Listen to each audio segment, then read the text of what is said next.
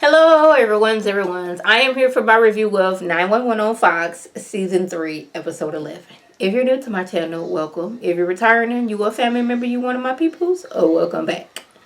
Now, y'all, these three fools, and I'm going to call them a few fools. Now, I was calling them a fool before I see what the title was on the show, but these three fools and got the bright idea that we going to put one of our friends on this little thing at the park. Now y'all know that thing, you sit on it and there's like a little handle in the middle, you spin it around and it makes the thing go like this. One of those. I don't know what it's called, but they got the bright idea. We're going to put our friend on that and we're going to have a motorcycle that's going to spin the thing around and make it go really, really fast. So they do that. Well, the motorcycle starts to catch on fire. These two freak out and run off and leave old dude that is sitting on this little park contraption just there. So when EMT get there, they're like, oh my goodness, what's going on?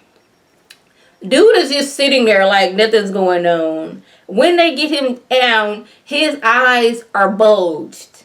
So apparently like the G-force or whatever was going on caused all the blood to force to his head, and now his eyes then bulged out of his head.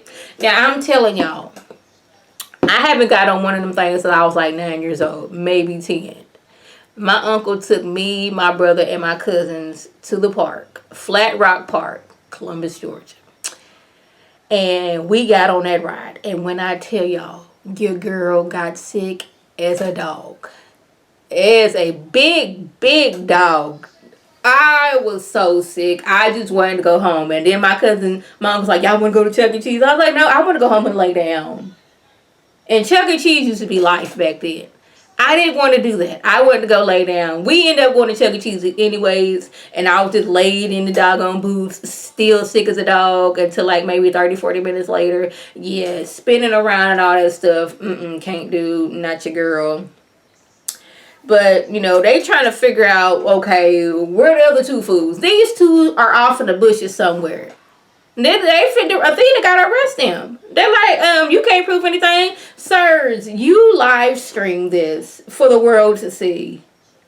You don't have to have an alibi. We saw you do it. You live streamed it. What are you talking about, sirs? So they end up getting arrested. The friend, he was okay, but I was like, that looked terrifying. I knew once he was still sitting there, once they stopped it, something went right. Now, Athena, she gets a call to the hospital because some lady had been shot in the head. Now, homegirl didn't know that she was shot in the head. She had come to the hospital because she had headaches and she was disoriented. Now, the doctor said that this gunshot wound looks like it's about 3 months old. Now, she said this must be some type of mistake because she's never been shot, let alone in the head. And I don't know what y'all talk about. You know, hospitals make mistakes all the time, so this can't be me. And it was like, and she's like, forget the doctor's name and all that stuff. And it was like, okay, this not sounding right. It's just like, okay, where's your husband at? She's like, yeah, my husband, he retired, he out of town, all these things. But, you know, it's just me and my husband at home. Like, no, what were you guys talking about? It's like, oh, okay. So she gives him her little organizer and planner for all the things that she writes down and does. Now let's move over to Christopher. My boy Christopher back. Yeah, I love me some Christopher. Christopher, he didn't got hurt at school trying to ride a skateboard. Like, some kid done brought a skateboard to school, and Christopher wanted to ride it, and he done got all scraped up.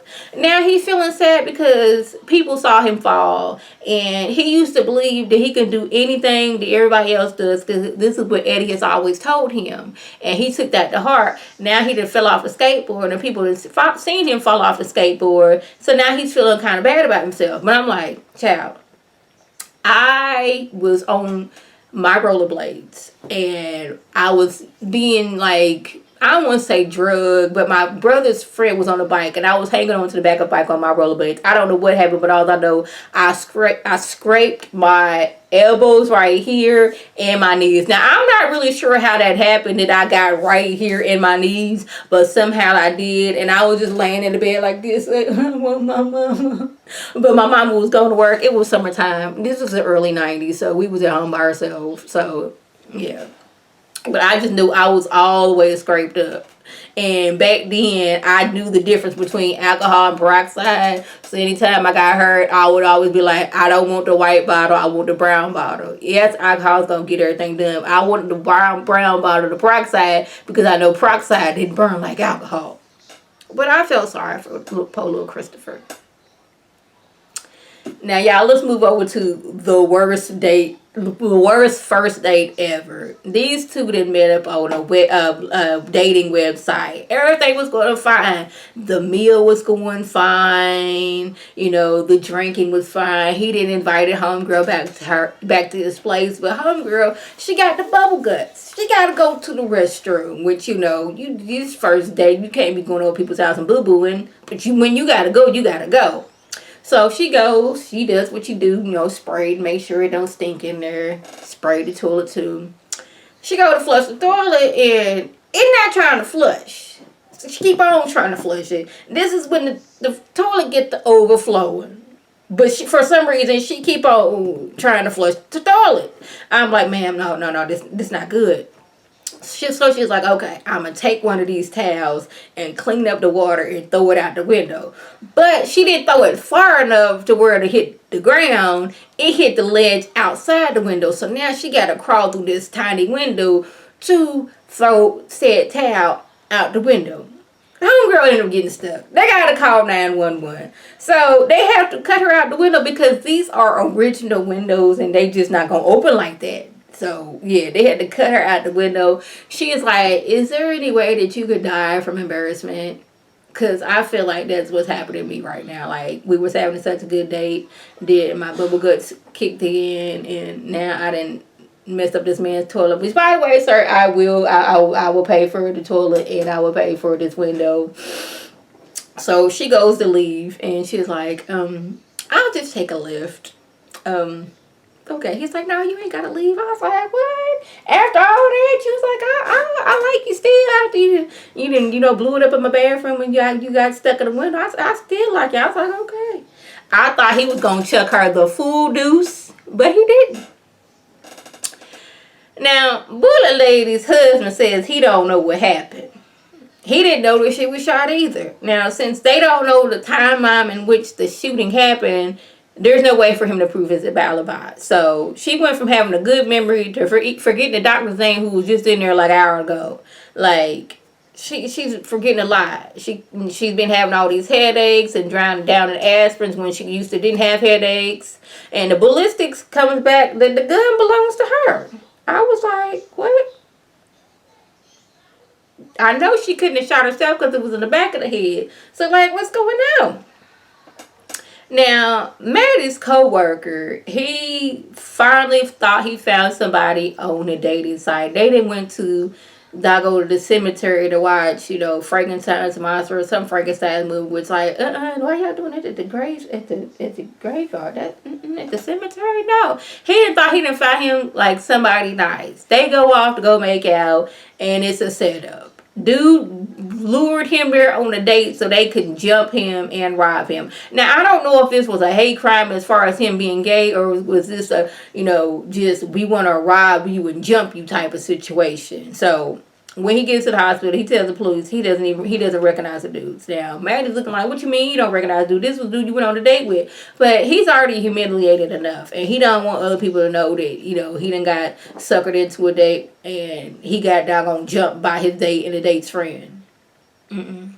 But Maddie says, you can stay with me for the night, baby. I was like, Maddie, you a good friend.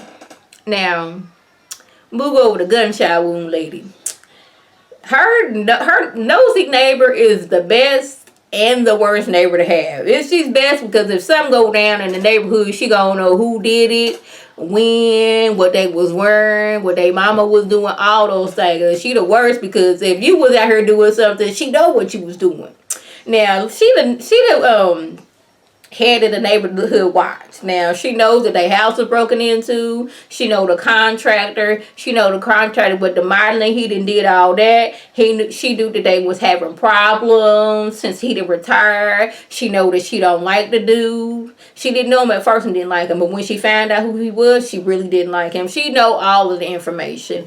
Well, it turns out that The husband did it. He had just snapped. He had been working for all these years, you know. When he finally retired, she been napping at him. And it all started off because she wanted him to take the stuff off the Christmas tree. They usually take it down right after New Year's. She had been asking him. He was like, no. She was steady nagging him. He was like, bro, you getting on my nerves. Like, I thought my retirement was supposed to be peaceful. I was out here paying for you to have these, doing these ceramic classes, spending all this money where I could buy this for $20. Smash, break to Santa Claus. I was doing all this, smash. And she was like, he's like, I didn't see my life like this. And she was like, well, baby, we married. You stuck with me. I'll do this myself. So when she went to go take the stuff down, he just snapped. Gun, grabbed it, shot her. And he's like, I don't know what happened to me. Like, it was temporary insanity. I'm so sorry, baby. She was like, you made me seem like I was going crazy. I told you I was having headaches and all this stuff, and you tried to make it seem like it was all in my head. I guess it was. She chucked the deuces to him.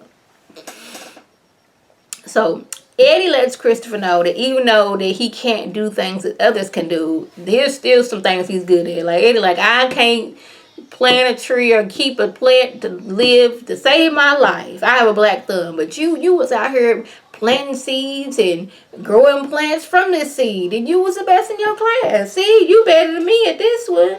So Eddie and Buck, they done built Christopher his own little special skateboard. I was like, yay for Christopher. He done got him a little, he done got the experience what it's like to be on a skateboard. Even though like they have him like harnessed in, he still got to experience it. I was like, yes, because like seeing Christopher sad, it was just making me sad, and I was not here for it.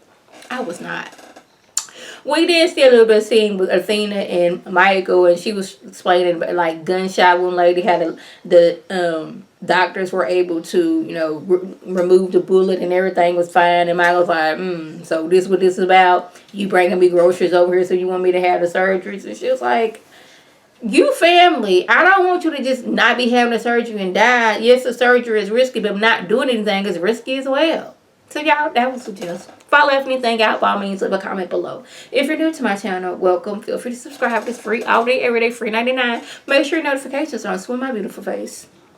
Plus, have a video. You can click on it, you can like it, you can share it with your people, and you can come over and be one of my peoples.